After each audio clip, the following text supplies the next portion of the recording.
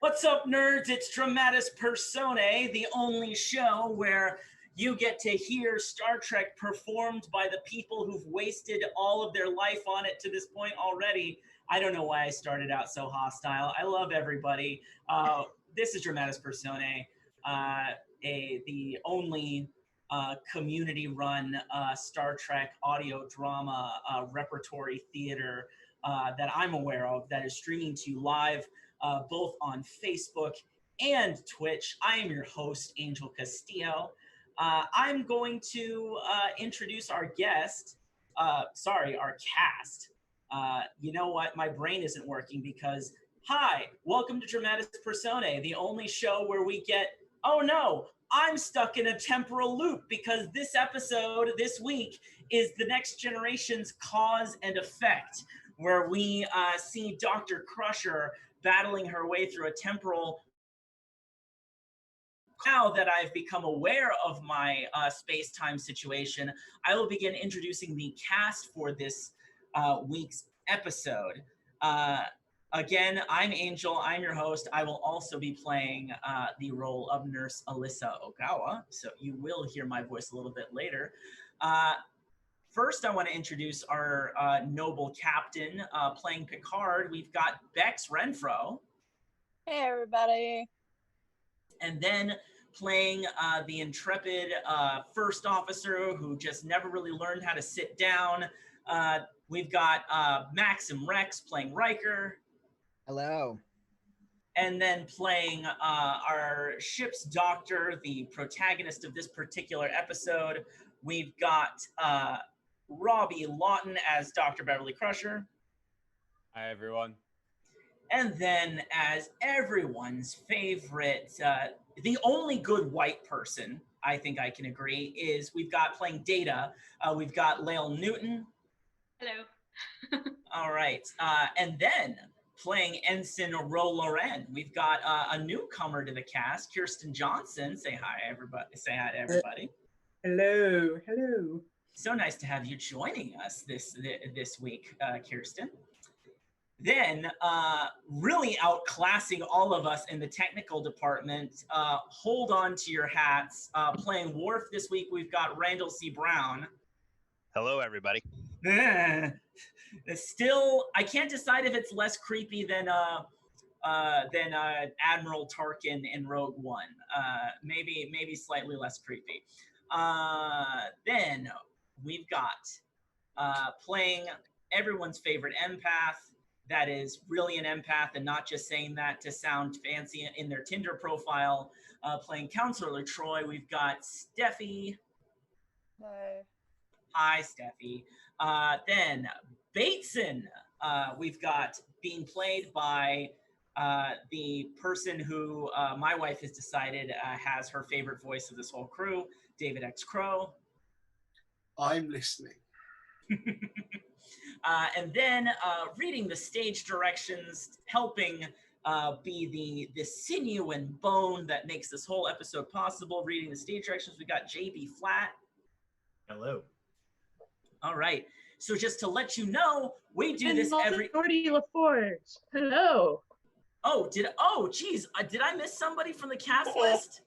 I am so sorry. Can't forget the lead engineer. The ship would go down. You know what? I was appropriately blind to the fact that I missed Geordie LaForge being played by Casey Lowry. Wow. Hey, I saved that. Wait, Casey, say hi. Hey, guys. All right. All right, I like the sunglasses. So just to let you guys know, we do this every 2 weeks. We try to do episodes from every different Star Trek series, and then after we read through the episode, we have a post-episode discussion where we reflect on various themes presented in all the episodes, and often we do analysis through an LGBT lens because of the wonderful diversity of our cast.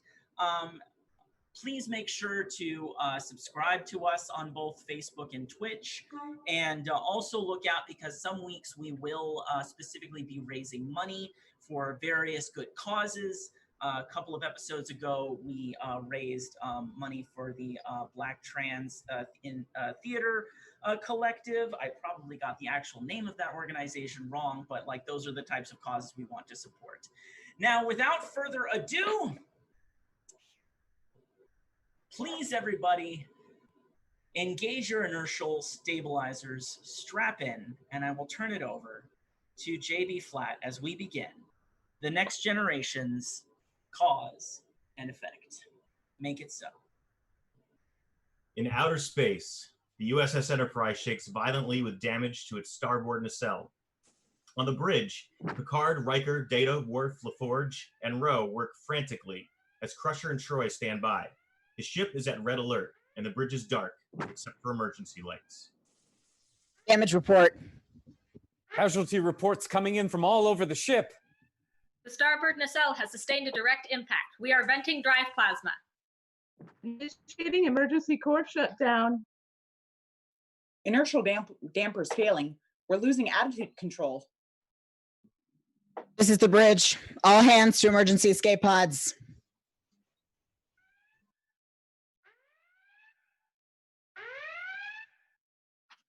The core shutdown was unsuccessful. We are losing antimatter containment.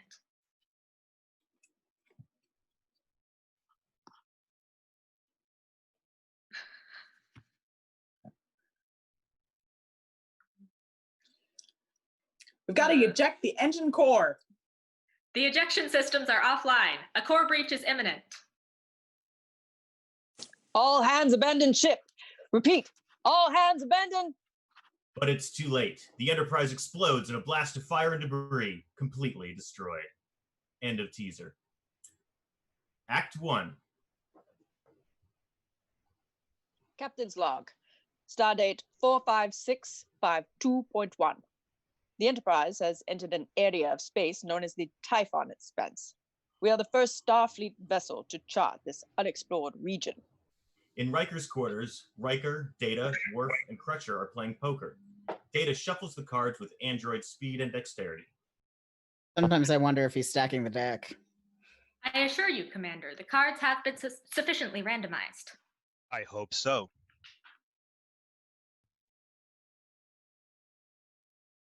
Data deals the cards. An 8, an ace, a queen. The dealer receives a 4. No bet. Data deals the next round of cards face up. Crusher is dealt another queen. A 10, a 7, no help there. A pair of ladies for the doctor. The dealer receives a 9. Doctor, may I remind you that since you show the highest hand, you control the next bet. I'll bet 10.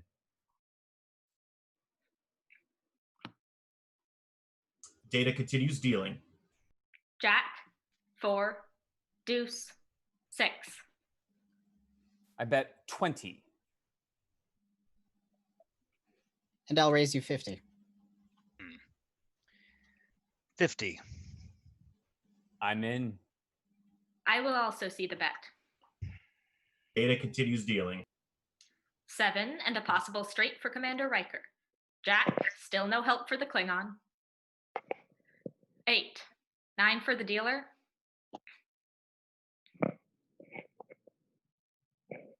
I bet 20. Too rich for my blood. I'll see you 20 and raise you 100. Fold. I bet 200 more. 2. Riker matches. 2. And another 300. He does not have the straight.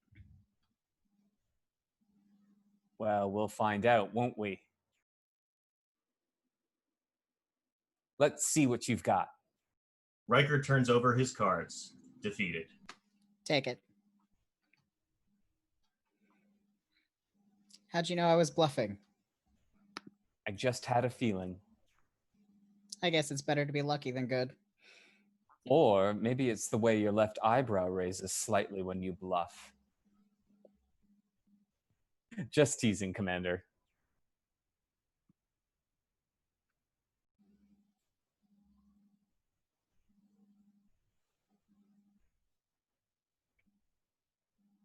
The voice of Ogawa is heard over the comm. Nurse to Dr. Crusher. Go ahead. Commander LaForge needs you in sickbay. On my way. Short time later in sickbay, LaForge is sitting on an examination table while Crusher scans his ears and head with a medical tricorder. At first, I thought the catwalk was spinning. Turns out it was me. I'm lucky Ensign Fletcher was there to grab me. It's a long way down to the bottom of the warp core. Well, you have all the symptoms of an inner ear infection. That would explain your dizziness and the headache. But I don't see any physical evidence. My guess is you've been working too hard. I have been putting in extra hours on the Typhon Expanse survey. I'll give you 20 cc's of Verdazine. That'll clear up the dizziness. But finding time to relax is up to you.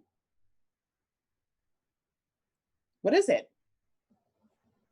Jordy, have you ever had these symptoms before? Never. You're sure? Positive. Why?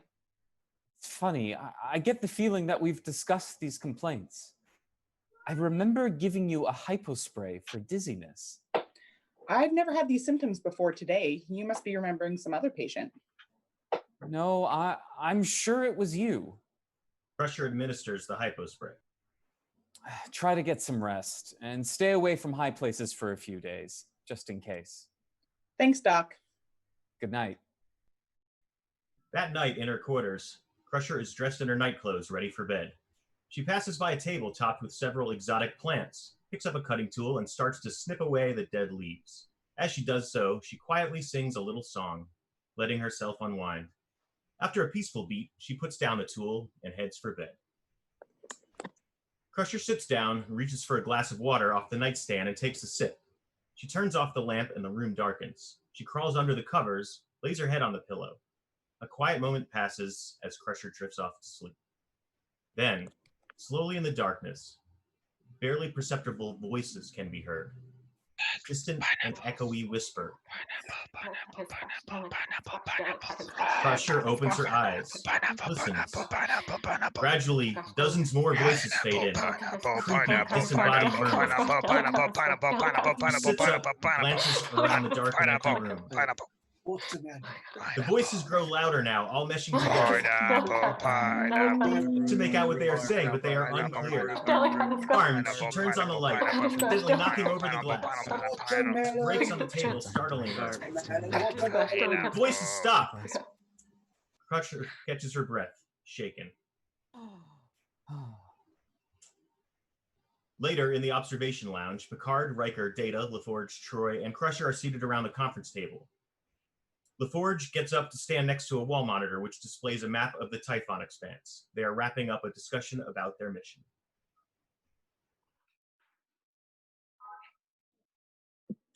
The Typhon Expanse is huge. If we want to chart the most remote star system, we'll have to launch a probe within the next few hours. Fine. What about the luminosity studies? They may pose a problem. How so? The flux spectrometers are still down for realignment. I thought they were supposed to be back online yesterday. They were until the Stellar Dynamics Lab decided they needed to install new modules. I recommend we use the gravitron polarimeter instead. It will perform a similar function. Make it show. Captain, there's something I'd like to report. Yes, Doctor. I heard voices in my room last night. I was alone, so at first I thought I was imagining things. But this morning, 10 other people reported hearing them at the same time I did. What were the voices saying? I couldn't make them out. Data, did the sensors pick up anything unusual last night? No anomalous readings were reported. When we're through here, double check the sensor logs. Aye, sir. Counselor? I sensed nothing unusual last night.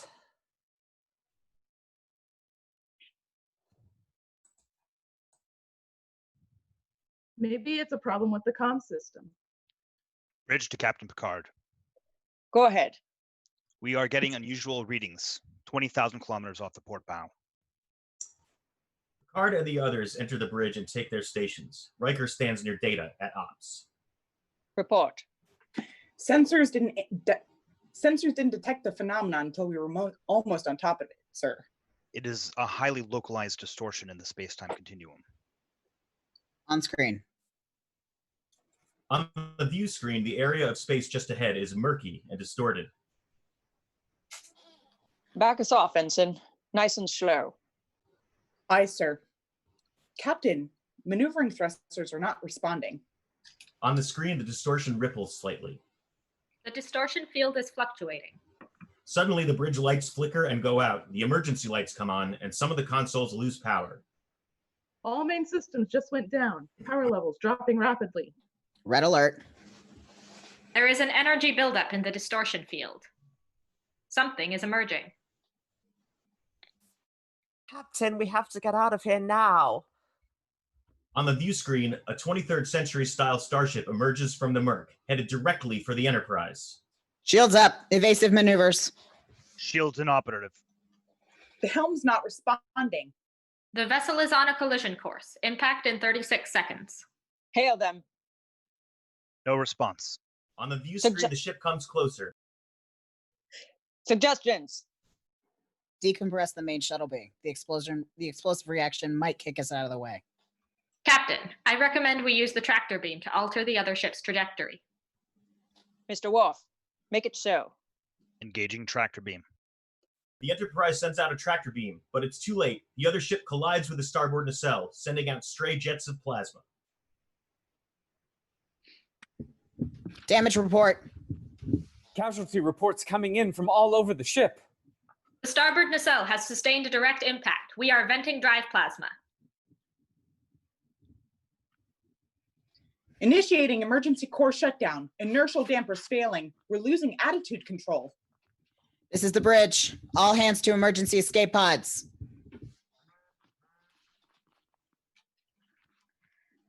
The core shutdown was unsuccessful. We are losing antimatter containment. We gotta eject the engine core. The ejection systems are offline. A core breach is imminent. All hands abandon ship. Repeat, all hands abandon. But it's too late. The Enterprise explodes in a blast of fire and debris, completely destroyed. End of Act 1. Act 2. Captain's log. Stardate 45652.1. The Enterprise has entered an area of space known as the Typhon Expanse. We are the first Starfleet vessel to chart this unexplored region. In Riker's quarters, Riker, Data, Worf, and Crusher are playing poker. Data shuffles the cards with android speed and dexterity. Sometimes I wonder if he's stacking the deck. I assure you, Commander, the cards have been sufficiently randomized. I hope so. Data proceeds to deal one card face down, then one card face up to Riker, LaForge, Crusher, and himself. An 8, an ace, a queen. The dealer receives a 4. No bet. Data deals the next round. Crusher gets another queen. A 10, a 7, no help there. A pair of ladies for the doctor. The dealer receives a 9. Doctor, may I remind you that since you show the highest hand, you control the next bet. Is there something wrong, Doctor? No. I bet 10. Data Jack. continues dealing. Jack, 4, deuce, 6. 20. And I'll raise you 50. Everyone matches bets as Data deals.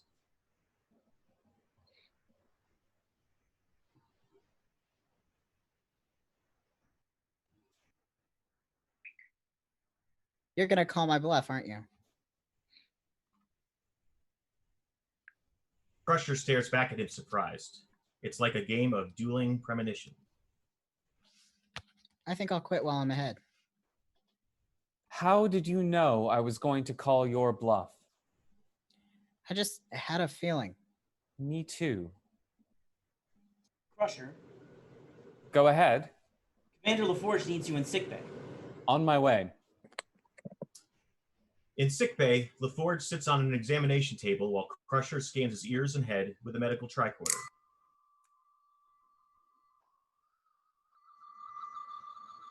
At first, I thought the catwalk was spinning. Turns out it was me. I'm lucky Ensign Fletcher was there to grab me. It's a long way down to the bottom of the warp core. Well, you have all the symptoms of an inner ear infection. That would explain your dizziness and the headache. But I don't see any physical... What is it? Jordy, have you ever had these symptoms before? Now that you mention it, I think I did. Do you recall when? No, I don't. We've had this discussion. I remember giving you this examination. Let me check the medical logs.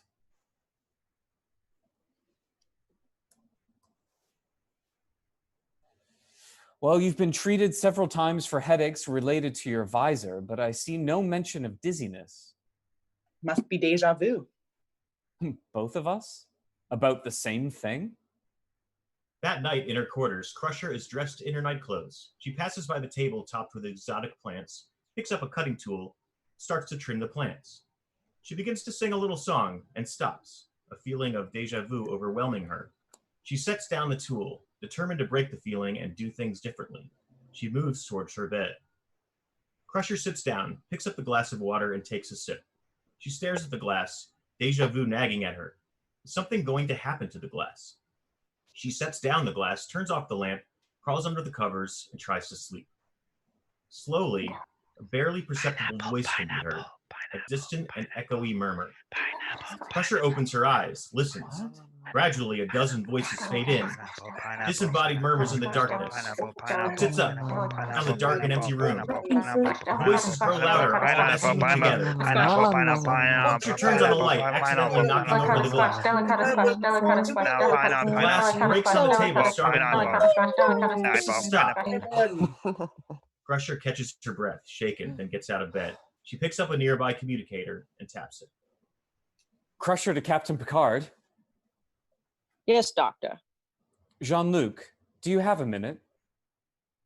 A short time later, in Picard's ready room, Crusher sits with Picard under dim lights. She has been recounting recent events. Picard hands her a cup of steaming liquid. My Aunt Adele cured a lot of sleepless nights with this steamed milk. Thank you.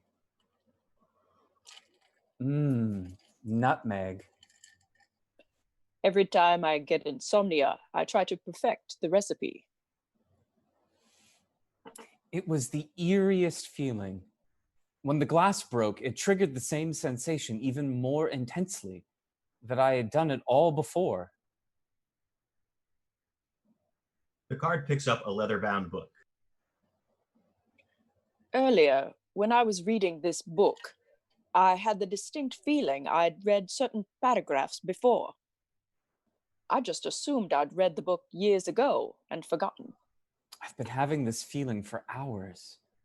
And then those voices. Do you feel like we've had this conversation before? No, none of this seems familiar. This could be nothing more than a restless night, but let's be sure. Call Geordi and Data. I want you to run a ship-wide diagnostic, concentrating on the time and place you heard the voices. We'll discuss the results tomorrow at 0700 hours. Thank you, Jean-Luc, for everything.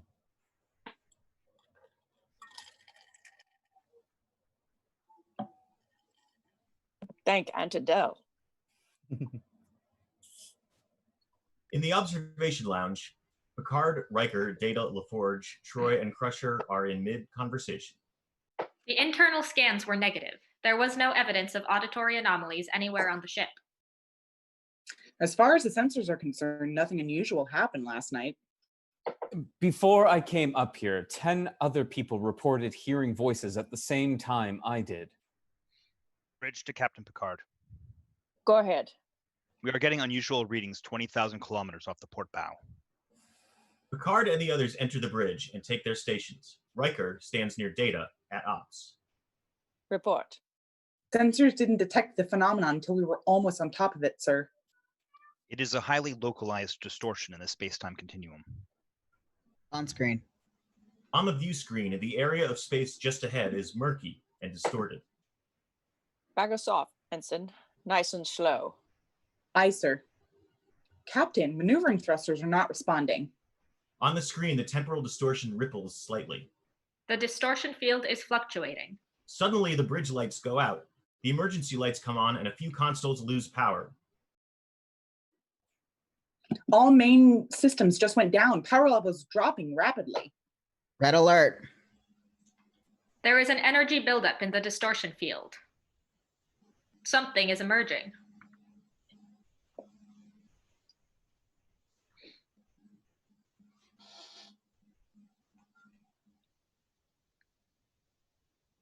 Captain, we have to get out of here now.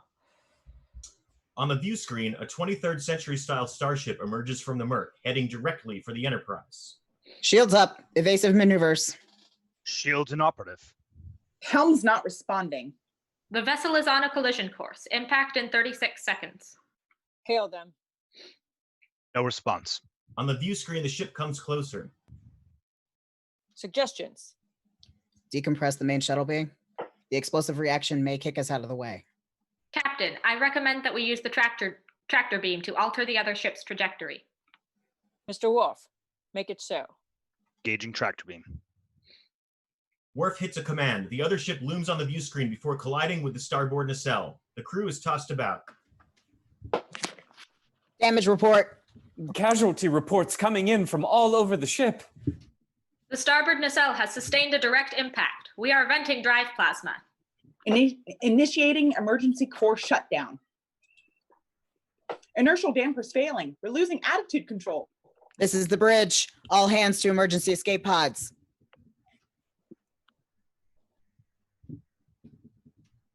The core shutdown was unsuccessful. We are losing antimatter containment.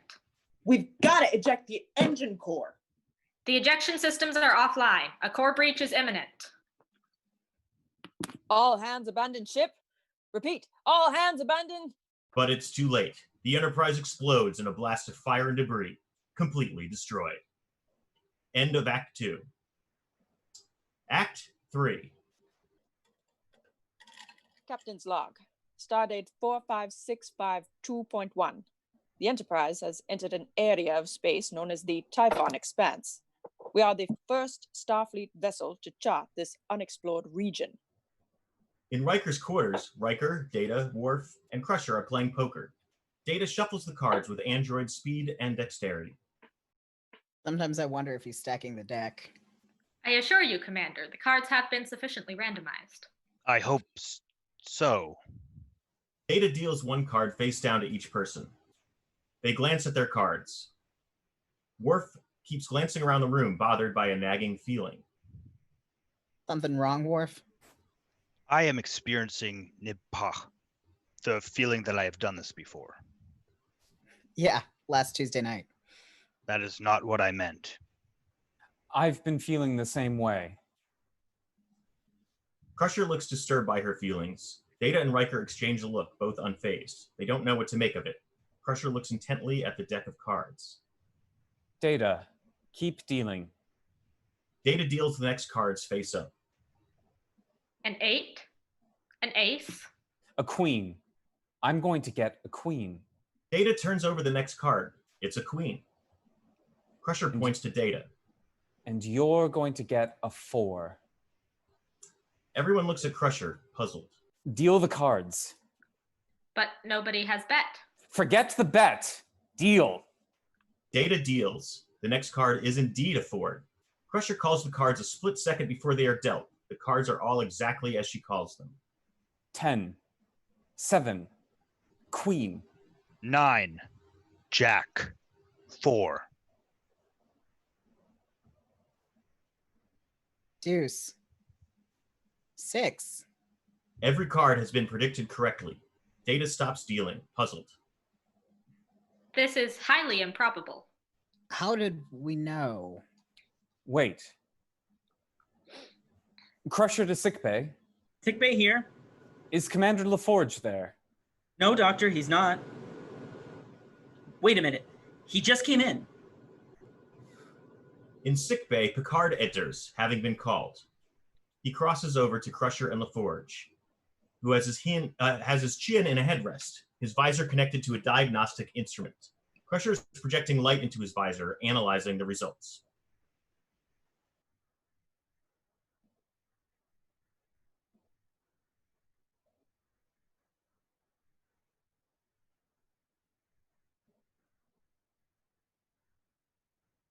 Picard unmutes himself.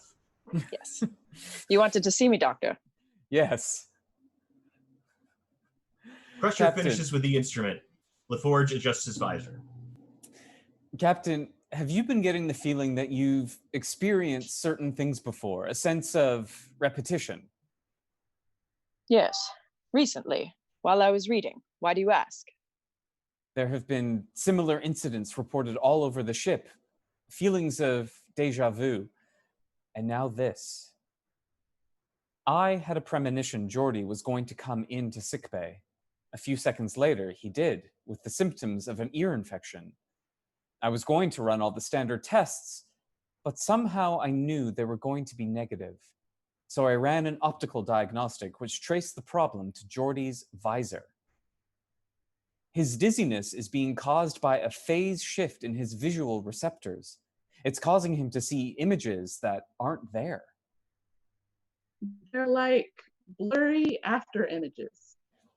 I ran a scan to see if I could detect what he was seeing. I picked up minuscule distortions in the surrounding Dechion field. Somehow, his visor seems to be translating these distortions into visual impulses.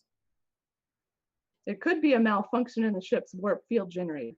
Check it out. While you're at it, run a localized subspace scan to look for anything unusual. Keep me advised. That night in her quarters, Crusher is still dressed in her uniform, too edgy to get ready for bed. She stops at a table filled with exotic plants, reaches for a cutting tool, and stops. She has a flash of deja vu and moves away from the table to disrupt the feeling. She walks over to her bed. Crusher sits down, picks up the glass of water from the nightstand, and takes a sip. She stares at the glass with dread certainty. The glass is going to break. She stands, crosses the room, sets the glass on a counter as if to say, "This time, it will not break." She returns to bed, turns off the lamp, and lays down, but she's too anxious to rest. Softly, in the darkness, but barely, Crusher sits up. Gradually, she hears a dozen voices, disembodied murmurs. Voices are unintelligible. It's an idea. Benson grabs the tricorder, hits a button, and aims the tricorder into the air, recording the voices. Fade away. Crusher takes a breath, shaken. Crusher to Commander LaForge. LaForge here. I just heard what sounded like voices in my room, but there's no one here. Sensors just picked up something strange, too. We're checking it out. I'm on my way down. Tricorder in hand, Crusher crosses to the dresser, grabs her smock, and accidentally knocks over the glass. It breaks on the counter. She stares at the glass, astonished. A short time later, in engineering, Crusher watches as LaForge and Data analyze a console.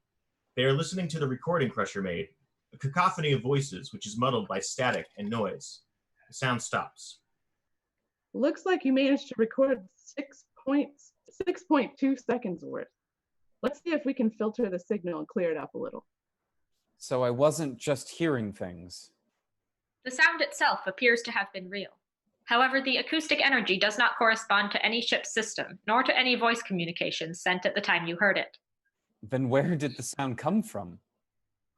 You heard the voices at the same time our localized subspace scan picked up another Dechion field distortion.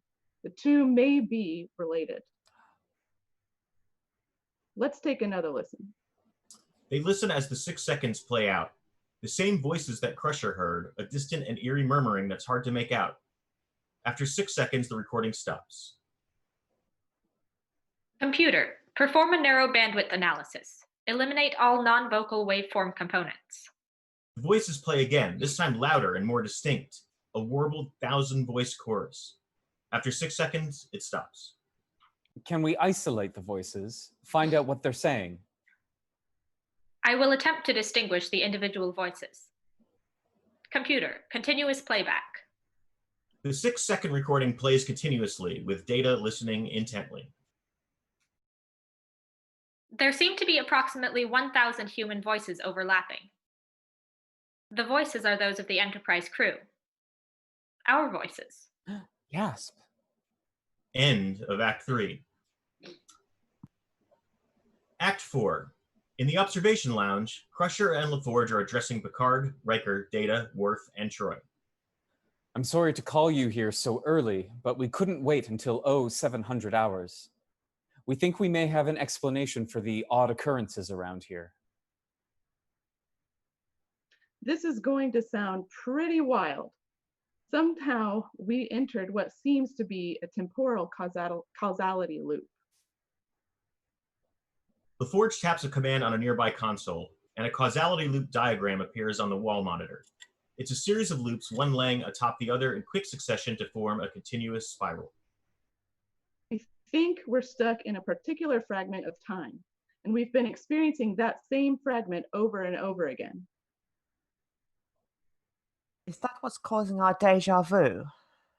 Yes, but it's more than that. In deja vu, you only think you're repeating events. We actually are. Our theory is this. Every time the loop begins again, everything resets itself and starts all over. We don't remember anything that happened before. So each time through the loop, we think it's the first. You mean maybe we've come into this room, sat at this table, and had this conversation a dozen times already? A dozen? 100?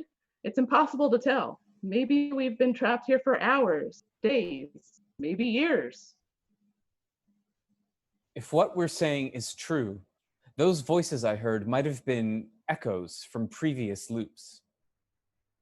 The same thing with the phase shift in my visor, after images in time. If you are correct, how did it happen? How did we get here? I have a hypothesis which may explain that, Captain. I have analyzed the recording Dr. Crusher made.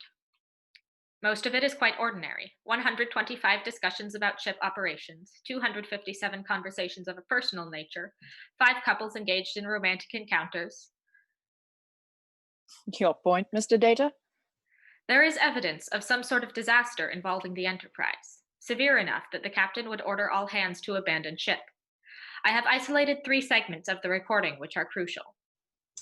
Data taps a command on the table console, and the voices play. The recording is fuzzy, but the voices are recognizable as those of Worf, Data, and Picard. A highly localized distortion. Collision course. Impact in 36 seconds. Hands abandoned, ship. Repeat, hands abandoned.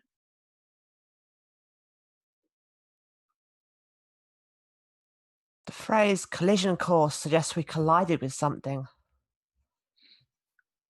Worf refers to a distortion. If this were a temporal distortion and we were close enough to it, it's possible that a large enough explosion might have ruptured the space-time continuum. We collided, exploded, and we got stuck in this repeating loop of time. If you're right about this, perhaps we could escape the loop by avoiding the collision. That's our guess.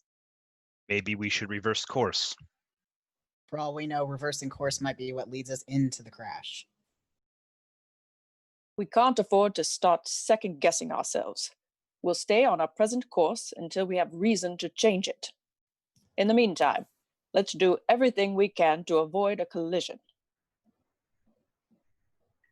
Captain, we may not find out how to avoid this accident until it's too late. And if the loop begins again, we'll forget everything we've learned this time around. What do you suggest? If we do find a way to avoid the collision, we should try to send that information into the next loop. Is that possible? We have seen that echoes, or after images from previous loops, appear as distortions in the Decyon field. We may be able to send a deliberate echo into the next loop. Like a message in a bottle. Exactly. We could enhance a Decyon emission to create a specific pattern and send ourselves a message. Not a long one, probably only a few characters, maybe one word. How do we know we'll pick up that word the next time, though? If the Dekion emission is modulated correctly, it would set up a resonance in my positronic subprocessors. I would receive the information on what you would call a subconscious level. That's the catch. We're not sure how the information will be perceived by data. It might be almost like a post-hypnotic suggestion. Even with all these uncertainties, we've got to try.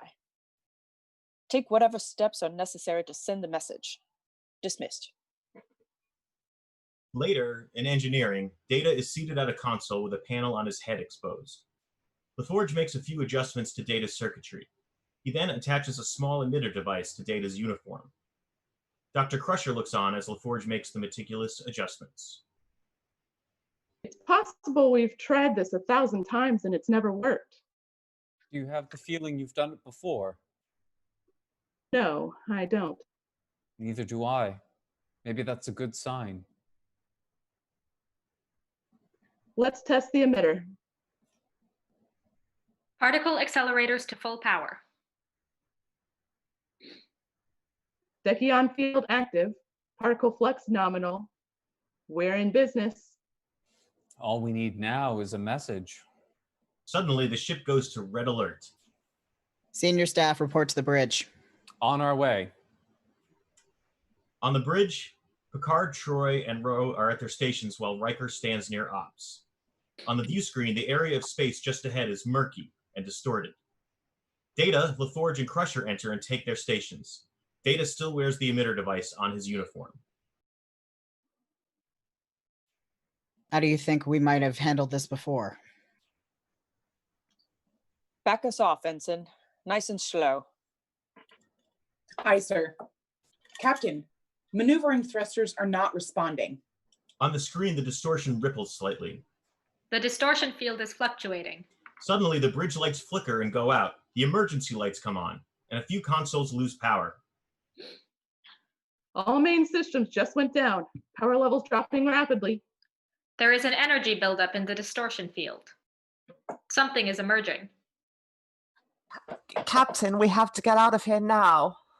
On the screen, a 23rd century style starship emerges from the murk, headed directly for the Enterprise. Shields up. Evasive maneuvers. Shields inoperative. The helm's not responding. The vessel is on a collision course. Impact in 36 seconds.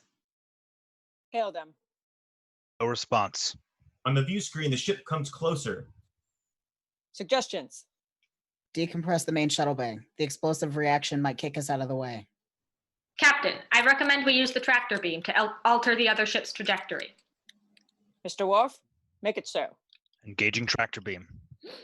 The Enterprise sends out a tractor beam, but it's too late. The other ship collides with the starboard nacelle, sending out stray jets of plasma. Data has a realization about their situation. He begins to make speedy mental calculations. Damage report. Casualty reports coming in from all over the ship. The starboard nacelle has sustained a direct impact. We are venting drive plasma. Initiating emergency core shutdown.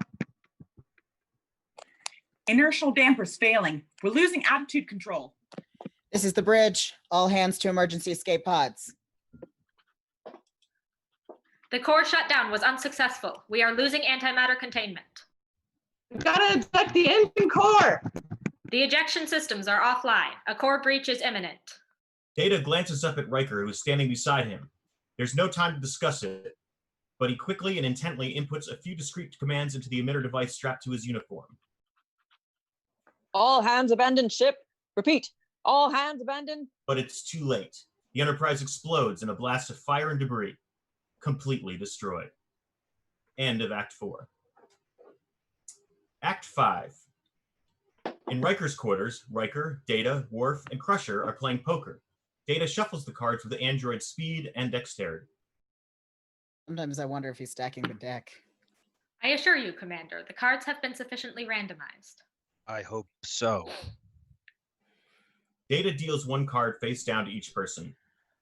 They glance at their cards. Worf looks agitated. He keeps glancing around the room. Something wrong, Worf? I am experiencing Nibpa, the feeling that I've done this before. Yeah, last Tuesday night. I've been feeling the same way. Wait, Crusher points to each person, predicting their cards. an ace, a queen, a 4. Deal the cards, Data. Data deals the cards face up. Every card is a 3. Predictions are wrong. I was positive I knew what cards were going to be dealt. I was also sure. Finish the deal, Data. Data quickly lays out the cards one by one. Everyone is dealt 3 of a kind. We all got 3s, then 3 of a kind? Ogawa to Dr. Crusher. Go ahead. Sick bay. On my way. In sickbay, LaForge sits on an examination table while Crusher scans his ears and head with a medical tricorder. At first, I thought the catwalk was space. I'm lucky Ensign Fletcher was there to grab me. It's a long way down to the bottom of the warp core. Well, you have all the symptoms of an inner ear infection. That would explain your dizziness. But I don't see any physical... What is it? Jordy, have you ever had these symptoms before? No, now that you mention it, I think I did. Do you... I don't. We've had this discussion. I remember giving you this examination. Let's check the medical logs. For headaches related to your visor, but I see no mention of dizziness. Must be deja vu. Both of us? About the same thing? Crusher moves from it. Let's run an optical diagnostic. For an ear infection? I've got a hunch. LaForge sits down and puts his chin in a headrest. Crusher connects his visor. Hold still. This pulse might be a little bright. That's odd. Have you made any changes to your visor lately? I'm detecting a slight phase shift in your visual receptors. In his ready room, Picard is relaxing in a chair, reading a leather-bound book. A quiet moment as he reads, then pauses. For him. Has he read this book before? He glances at the book's title, flips through the pages a few times. Crusher to Captain Picard. Yes, Doctor. Can you come to sickbay immediately? It's urgent. On my way. A short time later in sickbay, Picard listens to Crusher and LaForge near the optical diagnostic instrument. His dizziness is being caused by a phase shift in his visual receptors. It's causing him to see images that aren't there. They're like blurry after images. I ran a scan to see if I could detect what he was seeing. I picked up some minuscule distortions in the surrounding Dechion field. Somehow, his visor seems to be translating those distortions into visual impulses. It could be a malfunction in the ship's warp field generator. I'll check it out. While you're at it, run a localized subspace scan to look for anything unusual. Aye, sir. Keep me advised. Later, in engineering, LaForge and Data are working at the consoles, analyzing the ship's sensors. Lateral sensors online, subspace scanners active. Data, will you run a level 2 diagnostic on the warp subsystems? Certainly. Data works the console at android speed. Numbers begin to appear on the screen. 3333333333333. All the numbers are threes. The console starts to beep in quick successions of 3. Beep, beep, beep. Beep, beep, beep. All threes. That can't be right. I have encountered the numeral 3 an inordinate number of times over the last 2 hours. Suddenly, another nearby console sounds a warning alarm. LaForge runs to check it. We've got a Dechion field fluctuating on deck 9, section 28. Crusher to Commander LaForge. LaForge here. I just heard what sounded like voices in my room, but there's no one here. Sensors just picked up something strange too. We're checking it out. I'm on my way down. The crash of breaking glass is heard on Crusher's end of the comm.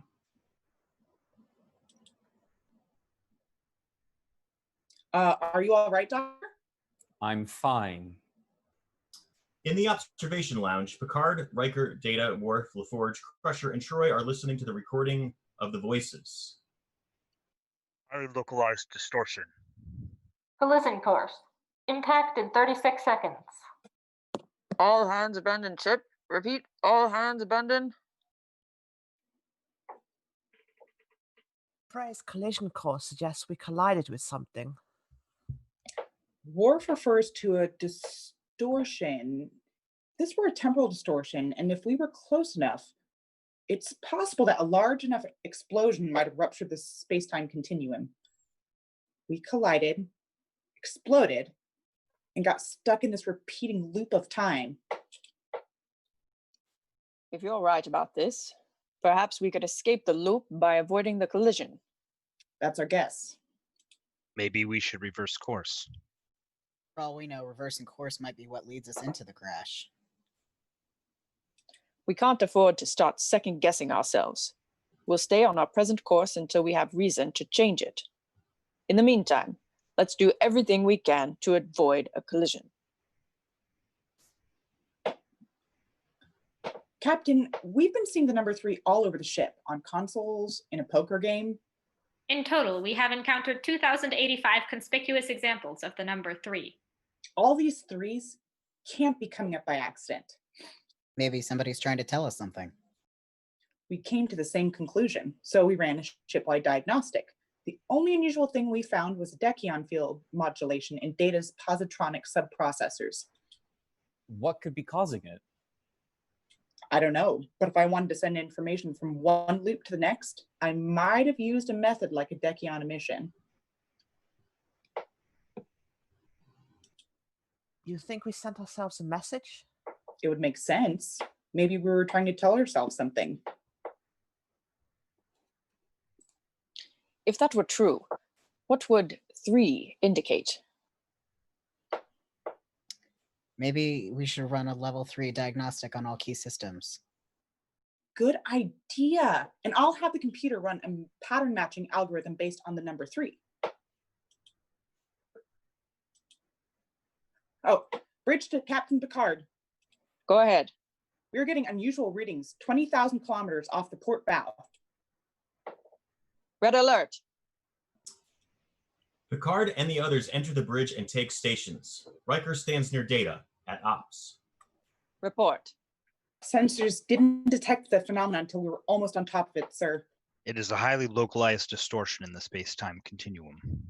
On screen. On the view screen, the area of space just ahead is murky and distorted. How do you think we might have handled this before? Back us off, Ensign. Nice and slow. Aye, sir. Captain, maneuvering thrusters are not responding. On the view screen, the distortion ripples slightly. The distortion field is fluctuating. Suddenly, the bridge lights flicker and go out. The emergency lights come on, and some of the consoles lose power. All main systems just went down. Power levels dropping rapidly. There is an energy buildup in the distortion field. Something is emerging. Captain, we have to get out of here now. On the screen, a 23rd century style starship emerges from the murk, headed directly for the Enterprise. Shields up. Evasive maneuvers. Shields inoperative. The helm's not responding. The vessel is on a collision course. Impact in 36 seconds. Hail them. No response. On the Suggestion. view screen, the ship comes closer. Decompress the main shuttle bay. The explosive reaction might kick us out of the way. Captain, I recommend we use the tractor beam to alter the other ship's trajectory. Mr. Worf, make it so. Gauging tractor beam. Data suddenly stops working his console. He turns to look at Riker, who is standing beside him, and notices the 3 pips of Riker's uniform. The tractor beam will not be successful. I am decompressing the main shuttle bay. The main shuttle bay doors open slightly and a gust of vapor jets out, becoming a gale force as the doors open further. The Enterprise takes a gentle nosedive, tumbling downward and out of the way. The other ship passes by, barely missing it. We are clear of the distortion. Data, what happened? At the last moment, I speculated that 3 might refer to the number of rank insignia on Commander Riker's uniform. This indicated to me that his suggestion was the correct course of action. You You must must have have picked up sent from the last loop and stacked the deck in the poker game without realizing it. That is possible, Commander. I may also have been inadvertently responsible for the unexplained appearances of the number 3. Mr. Worf, end red alert. See if you can access the Federation time-based beacon. Find out how long we've been in this causality loop. Aye, sir. Time-base confirms that our chronometers are off by 17.4 days. Reset them, Mr. Data. Aye, sir. Captain, we are being hailed by the other vessel. The computer identifies it as the USS Bozeman, a Federation starship, Soyuz class. Soyuz class? They haven't been in service for over 80 years. Open a channel. On the view screen, a captain and his first officer appear, wearing the maroon uniforms of the late 23rd century. The captain resembles Dr. Fraser Crane from the hit television sitcom Cheers. This is Captain Morgan Batesman of the Federation Starship Bozeman. I'm listening. Captain Jean-Luc Picard of the Federation Starship Enterprise. We were just going to ask you the same thing. Captain Picard, your ship is unfamiliar to us. Have you any idea what just happened? Our sensors detected a temporal distortion. Then your ship appeared. We nearly hit you. The Enterprise has been caught in temporal causality loop, and I suspect something similar happened to you. You must be mistaken. We only left Starbase 3 weeks ago. Captain Bateson, do you know what year this is?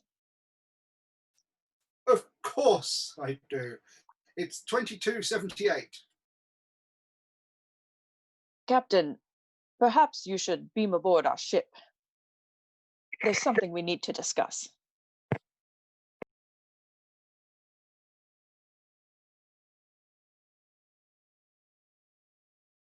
End of Act 5.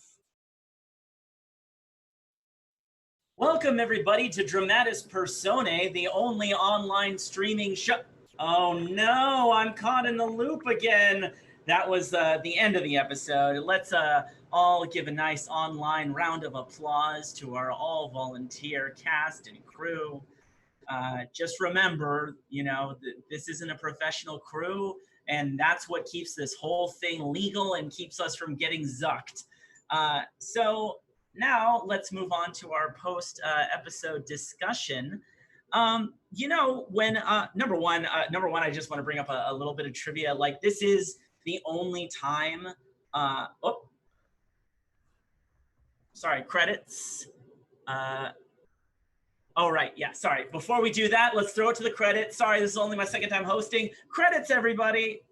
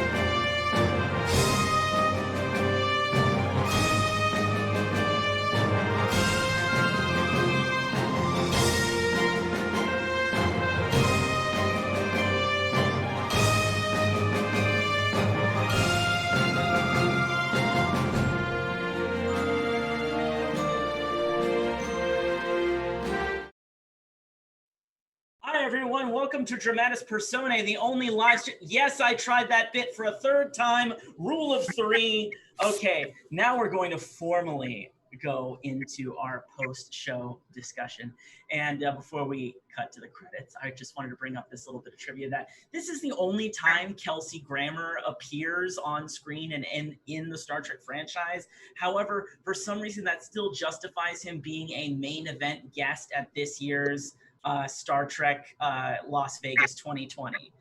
So I mean, whatever. Kelsey Grammer is a celebrity in his own right, but it is just kind of funny how it's just like him being on one episode just sort of entitles him to be to be like a main event attraction at a Star Trek convention. But I just imagine that some of the lower profile but like veteran Star Trek actors probably resent that. But now to go back to, I'm sorry, David, you were saying something? You realise that this temporal causality loop caused him to end up in Seattle and run a phone-in show for a number of years. Yes. Cheers and Frasier and Quantum Leap all exist in the Star Trek universe. All right. Now, to start off this discussion, this is kind of an interesting episode to do for Dramatis Personae because it doesn't have the more apparent on the surface themes of dealing with gender and sex and sexual identity and things like that as some of our previous episodes have. But as somebody from the outside looking in when it comes to women's issues, I have noticed that centering narratively this episode around Dr. Crusher sort of makes the experience of the temporal causality loop, experiencing that and trying to convince others to believe you, a little bit of a possible metaphor for like the experience of being gaslit, of like having a lot of other things like, experiencing microaggressions, things that impact emotionally, psychologically, and even physically on one's own well-being, but because they're not perceptible to the people around you that are not being affected by it, they don't believe you. So I want to start some of our, assigned female at birth cast members to maybe give a comment on dealing with that experience, or also some of, people who have living identified as women, just people to whom that experience is relevant. Let me check myself for overcorrecting my language there. Whoever wants to take it.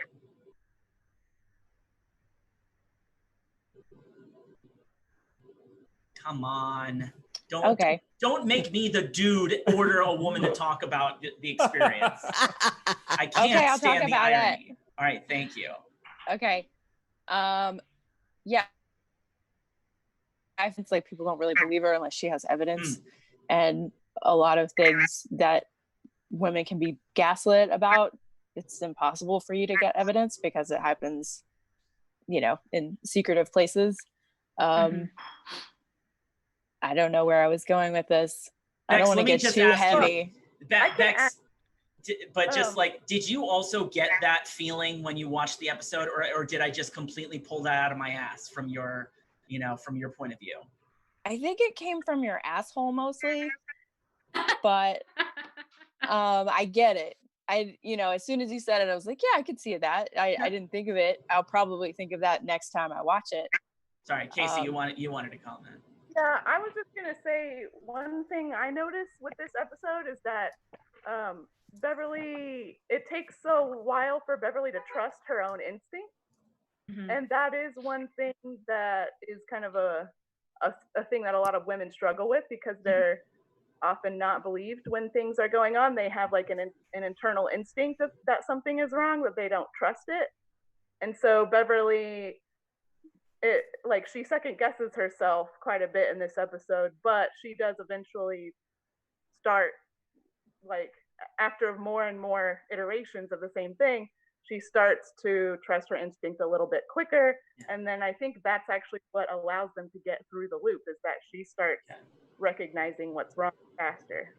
Yeah, it's definitely similar in that regard to, I don't remember the name of it, but the one episode where like everybody's disappearing and she has the line like, if nothing's wrong with me, then something must be wrong with the universe.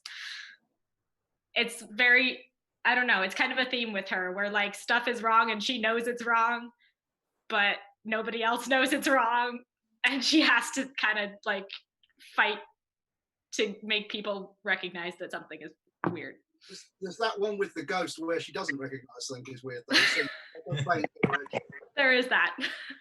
There's a visual metaphor in the episode for that too, because when she's still struggling with trusting her instinct, she's wearing this pink nightgown with a pink bow in her hair, and then in the scene when she starts to like gain more confidence and figure out a way out with the recording, she's wearing her blue Starfleet uniform. That's a good point. Yeah. Interesting. So she does look kind of shockingly girly in that, Yeah. with that pink bow. It seems like it yeah, must the be, like weird little bow. I'm like, why would you wear that to bed? That would just fall out while you slept, and then it would be tangled up in your sheets in the morning. And I think it clashes with her hair. It's just, I think Steffi had something to offer. I want to hear what she has to say. Yeah, the thing that's really interesting to me about this episode and about Beverly in it is the fact that at the end we find out that the Enterprise has been in this loop for 17 days and the Bozeman was in the loop for 80 years. And it makes me wonder what was different about the Enterprise crew and about Beverly Crusher in particular. That meant they were able to identify that they were in a loop and find a way out of it in such a short space of time, whereas the Bozeman didn't even realize they'd been in a loop. I'm possibly sort of going off on a tangent here away from what we were previously discussing, but one of the things I really, really like about Star Trek that's not often talked about, but it's something that comes up a lot in Star Trek, is the kind of idea of an individual who is kind of somehow able to tune into the sort of fabric of reality somehow. And I love things like, for example, the mycelial network in Discovery. That's true. That there is an episode of Discovery that sort of hinges on the same thing about Stamets, because of his connection to the mycelial network, being able to perceive that Discovery is being caught in a time loop by Harcourt Fenton Mudd. Yeah, so there's a parallel with that, and it's kind of interesting that like the justification for Wesley being this child genius is that he was like the traveler kind of realized that he was sort of evolving, quote unquote, to the next level of consciousness or something like that. And it sort of makes me wonder if maybe like he got that from his mother's side, and actually she was also somehow in tune with the fabric of the universe, and that's why she was the one picking up the voices. That's a cool thought. I think you have material for a whole expanded universe novel in its own right. That's just centered, a novel that's just centered around the traveler learning about the truth of Wesley Crusher's ultimately celestial bloodline. Well, hey, if any CBS producers are watching, and why wouldn't they be? This is a classic example of Enterprise exceptionalism, though.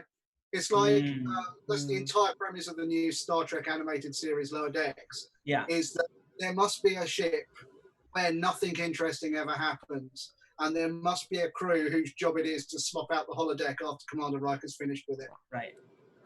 Oh, by the way, the new trailer for Lower Decks just dropped for any of you nerds who didn't hear about it. So go to StarTrek.com and check that out. I know I'm going to waste a bunch of my time binging it as soon as it's available.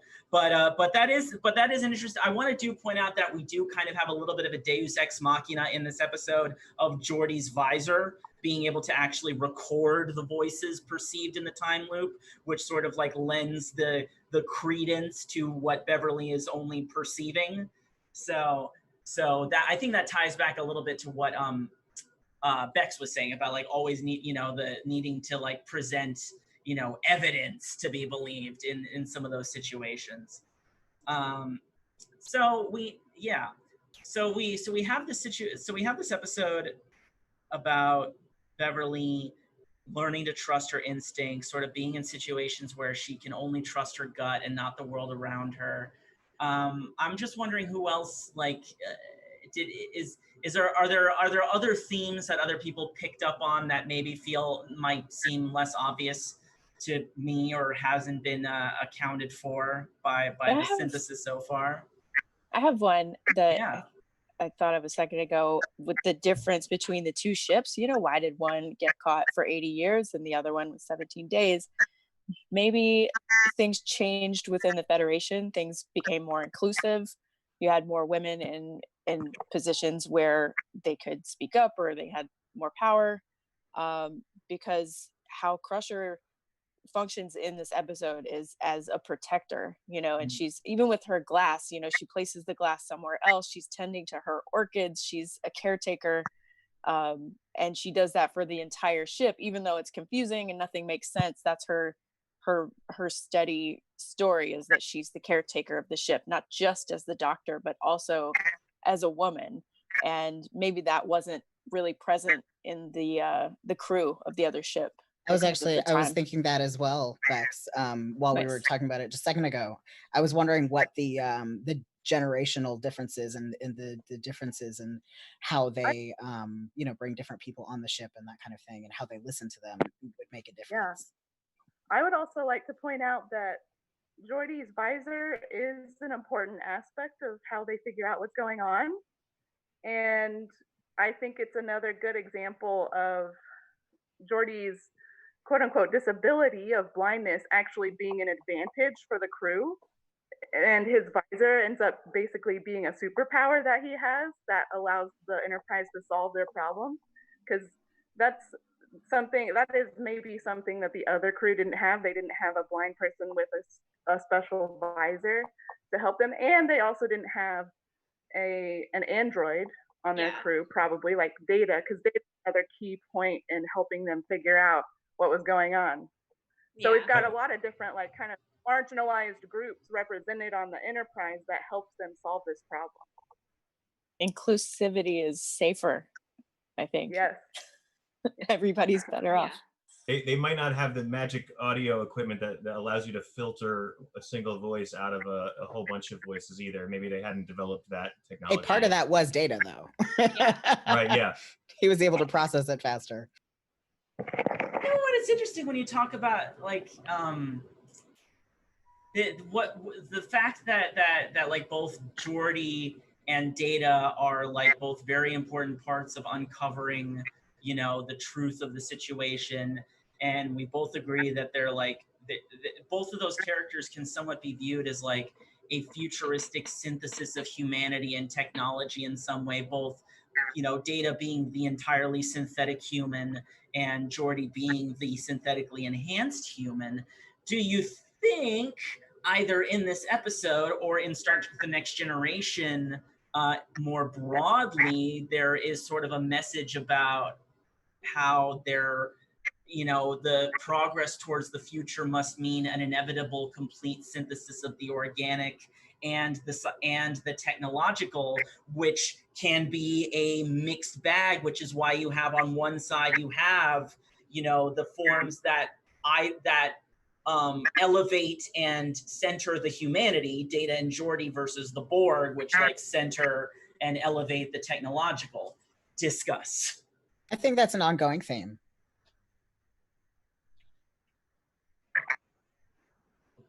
Sure. I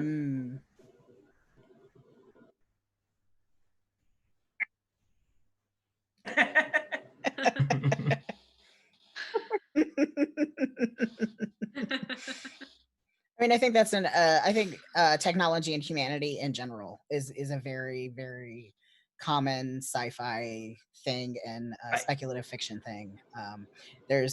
We spend a lot of time as humans and in our fiction and that kind of thing, looking at how does technology change us and how we change technology and that back and forth, and maintaining humanity during that.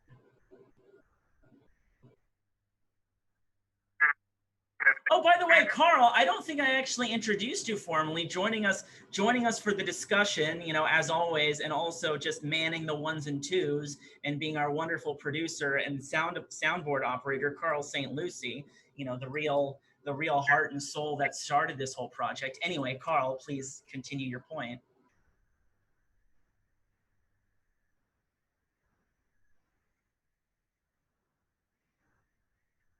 Ooh.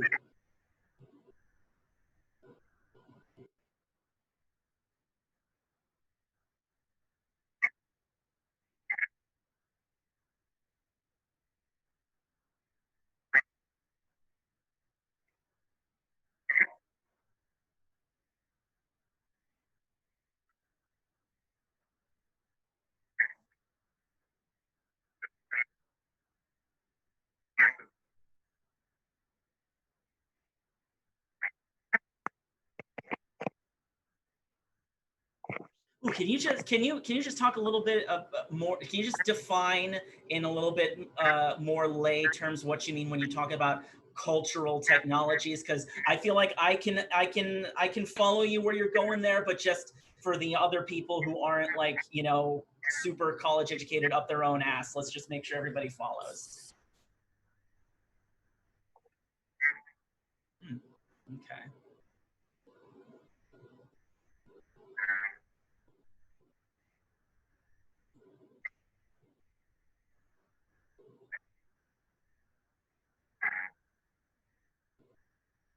We'll talk about this further next week when we have special guest Martin Heidecker playing Quark. Heidegger, sorry, not Heidecker. Tim Heidecker. But so I guess you're defining technology as like cultural innovations, like social innovations, advents.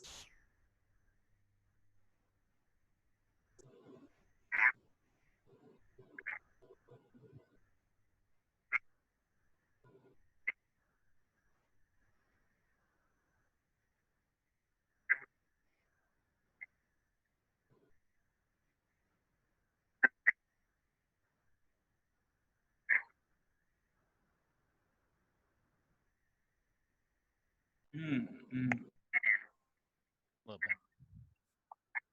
Same.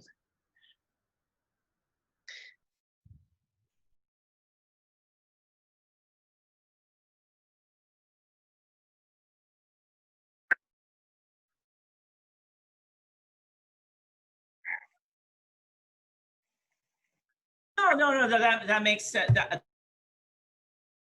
That you're saying that like as technology as technology sort of moves the human experience from being entirely dependent on the physical body, you know, and being sort of a cultural form of understanding, you know, the physical body that can you know be subject to different cultural mores, as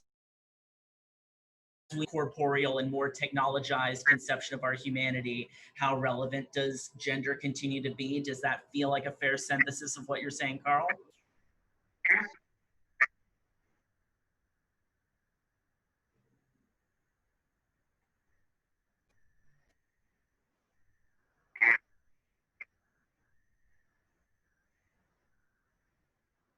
Okay.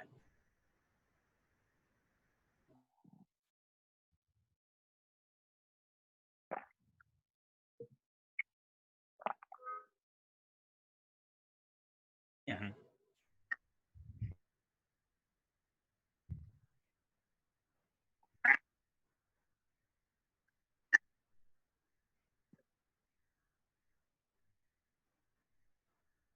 Mm.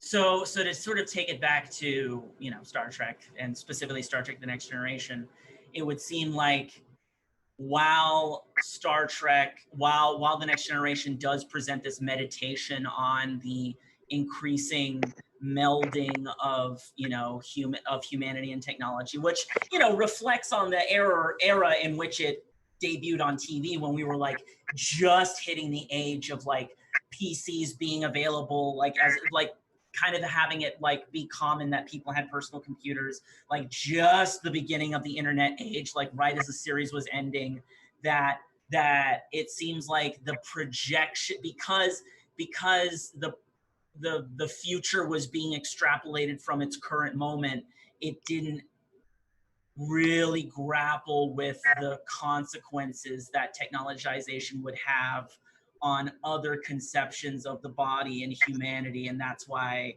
we still have, you know, like the very nurturing caretaker roles, you know, mostly taken by women, you know, Troy and Crusher and things like that. I'm talking a lot. So if anybody wants to grab that ball and run. Carl, I think Casey wants to say something. I'm getting signals that Casey wants to comment. So Casey, what do you want to say about that? Going back to the sort of technology issue, I think, and gender, one thing that I think is really fascinating with a recent media franchise that's separate from Star Trek is Altered Carbon, where people can change their body, but they keep their mind. And that show actually doesn't explore trans identity issues very much, which is Missed kind of a opportunity. shame, because yeah, that kind of world and that kind of technology, I think, would be a really interesting way to explore those kinds of gender identity issues. Yeah.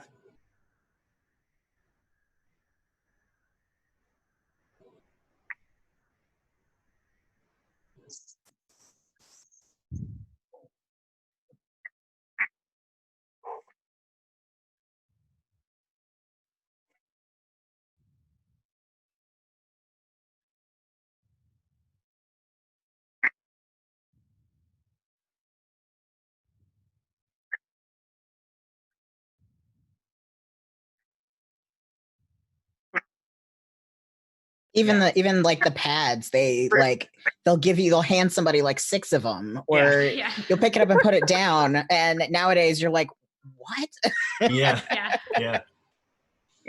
Now, Max, I won't share the details, but I just know from us being Facebook friends that you've had some personal experiences that have made, you know, conceptions of the body very important to you. So I just wanted to give, I wanted to give you some space to maybe like reflect on some of the things we've said so far and what you think about that. Well, you know, I think even just the fact that I'm almost 35, and, you know, I was on the internet when I was like 12. And I think what Carl said about like our identities kind of getting a little dispersed through the internet and stuff as we interact with people in different ways and that kind of thing, that honestly really resonated with me. I found a lot of myself through the people that I've met online, people that I would not have met if not for the internet. And I have gone from, you know, and we've talked about this as a group before, but I went from like a very evangelical kind of upbringing and stuff to like completely opposite end of the spectrum. And it's not like it was like a wild swing at one time. It's been a gradual thing based on the amount of people that I've met and the things I've read and the people that I've talked to and stuff like that. So the amount of you know, the amount of cultural changes that have happened around me at the same time as that the changes have gone on in myself has been, it's kind of, it's disorienting if you look back on it. And that includes my how I interact with my body, how I feel about my body. I've had surgery recently, and you may notice that my shirt is a lot flatter. It's the best. I had a bilateral mastectomy. I wanted that to be your story to choose to disclose if you felt. I appreciate that. I had a bilateral mastectomy 2 weeks ago, and I am in pain, but emotionally, I cannot convey how much better I feel having that available to me and being able to have my body more reflect who I am as a person. We need to do the episode with Lol at some point very soon. because that's going to have a Yeah. lot of room for us to sit. For sure. Lael, I haven't. I just want to give you some space to talk because I just want to hear a little bit more from you. I have various disparate thoughts about this episode. Share 'em all. Okay. One thing that really bothers me about this episode is when they figure out they're going into the loop and they're like, maybe we should reverse course. And then Riker's like, but maybe reversing course is what messed us up the first time. And Picard's like, oh, we can't afford to start second guessing ourselves. I'm like, just do what you would not do if you didn't know there was a time loop. Right. Like, if you didn't know there was a time loop, you would go forward, so you should go backwards. Exactly. And then yeah. everything would be fine. Yes. Yeah, when I watched this episode like last week, I thought it got me thinking some about like, what is this saying about like the concept of free will? Because in each loop, things happen a little bit differently. Like, people say slightly different words. They'll say essentially the same thing, but with a little bit different wording. And I'm like, does that mean they have free will and they're choosing their words? Or does it mean that somehow there's some consciousness, like the sense of deja vu that they have, it's causing them to choose different words? Or I don't know. It got me into weird philosophical free will range. Yeah, it is interesting. I mean, if you really like this, if sort of go into real, like, Stephen Hawking type territory, it is kind of interesting to imagine, like, if we agree that space and time are one thing, and then you have a loop of time that would involve like a loop of space in some way. So perhaps it's like they're going through different layers of the same time spatial mass, or it's like because of the loop, there are multiple different universes coexisting at the same time, and we're just seeing like each different mini universe pass at the same, like they're all coexisting, and they're all happening simultaneously, and we're just seeing them one by one because of, like, to go all Slaughterhouse-5 on you, because of our tragically linear way of perceiving time. Now, what about the glass? Because like no matter what Crusher does, like even when she moves it, it still breaks. It's like it feels like Final Destination. It's like some weird predestination thing. Yeah, Yeah, exactly. I don't know. Yeah. Please. Oh, yeah. Yeah. I get it. Yeah. It was great for the episode. Oh my God. You're handsome. Like, I just seeing you as Worf the whole time, I was like, oh yeah, you're handsome. Oh, there we go. Randall's always been cute. Real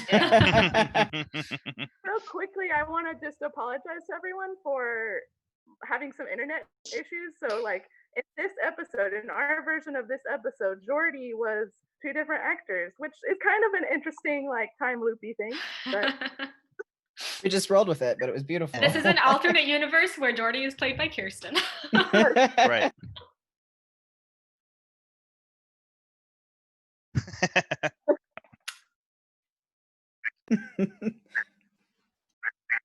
sometimes it saves everyone's life, and sometimes it just makes your day kind of bleh. It is really interesting. Like, I love early 90s, late 80s sci-fi that's like just starting to understand that the internet is a thing and will be a thing. Like, there's an episode of Babylon 5 where Michael Garibaldi unironically says, "Computer, initiate an interweb search." And it's like, it was like 93, so it was like, maybe they'll call it the interweb. And they were kind of right. We only say it when we're specifically doing shitpost speak.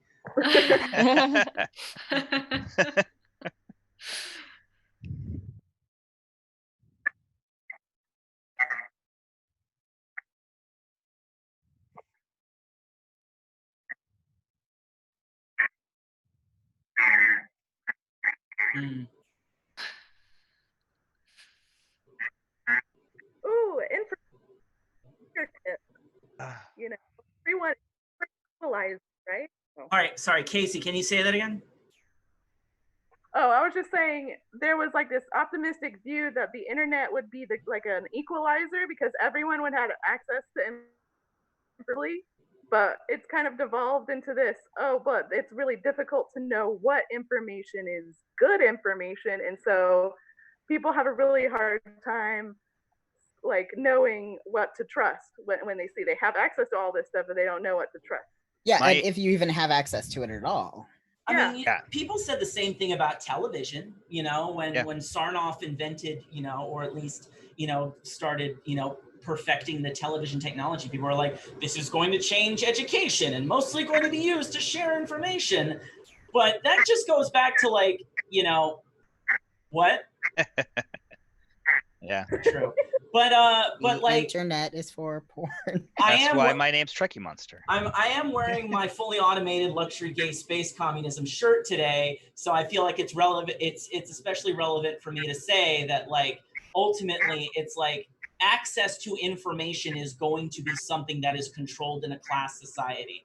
So even when the actual technological interfaces that allow access to information you know, might become more commonly available just because of, you know, price drops and stuff. It's like the actual class society will still obfuscate the actual access to that information. That's why we have, you know, we have paywalls for newspaper articles and you know, JSTOR and all that shit. It's like we still have the barriers to accessing actual like correct quality information, even if the distribution of all sorts of different information is democratized in one sense.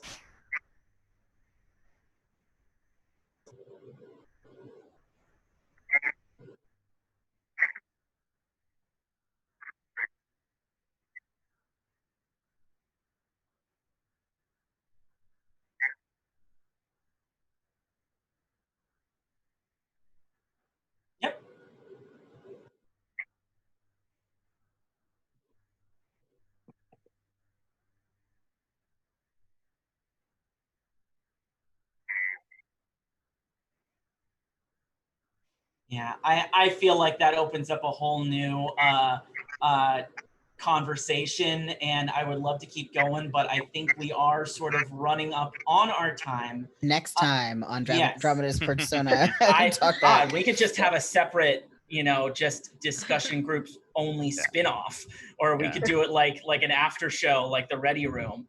But so as we wrap up, I just want to once again give a lovely, you know, round of applause. Like, do like the Japanese and please applaud inside your heart.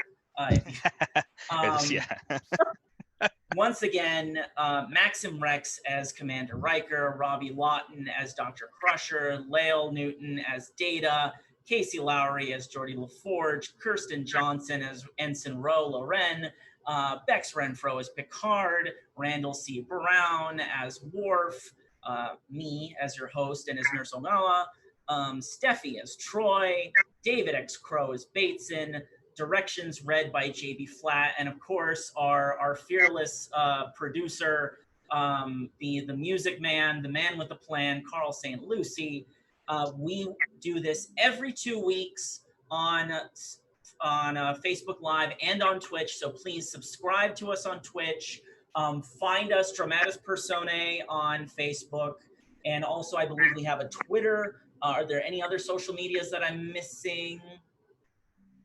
No. Yes.